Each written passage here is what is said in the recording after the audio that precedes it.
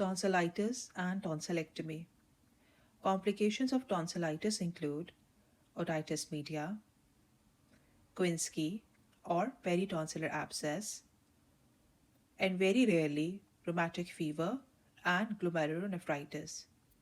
Nowadays, tonsillectomies are rarely performed because of their potential complications and less benefits. However, there are certain indications which are recommended by NICE, and according to the NICE, patients should be completing or fulfilling all the following criteria. Number one is sore throat due to tonsillitis. It should not be due to upper respiratory tract infection. The second is person should have 5 or more episodes of sore throat per year. Number 3 is symptoms should be occurring for at least 1 year.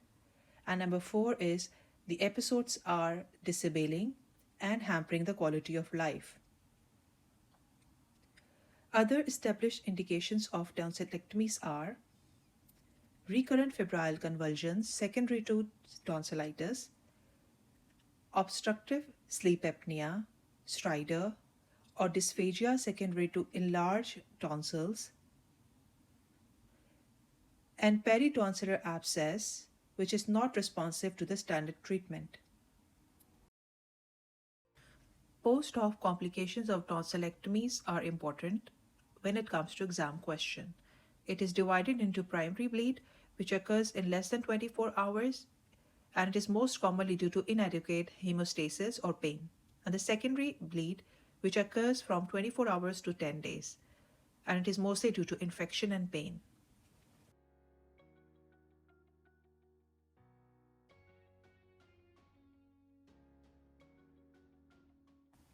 There are two main complications of post-tonsillectomy, the first being pain, which subsides after 6 to 10 days, and the second being the hemorrhage. One should remember at this point that all cases are referred to ENT. It is an important exam question as well. So we divide post-tonsillectomy hemorrhage into two, that is primary or reactionary bleed, and number second is the secondary hemorrhage.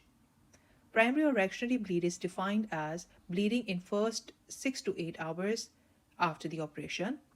And in this condition, we immediately return the patient to the theater. If the bleeding occurs after 5 days up to 10 days, then we admit the patient, give antibiotics, and ENT review. Secondary hemorrhage is common in 1 to 2% of the cases. Always remember, never send the patient home.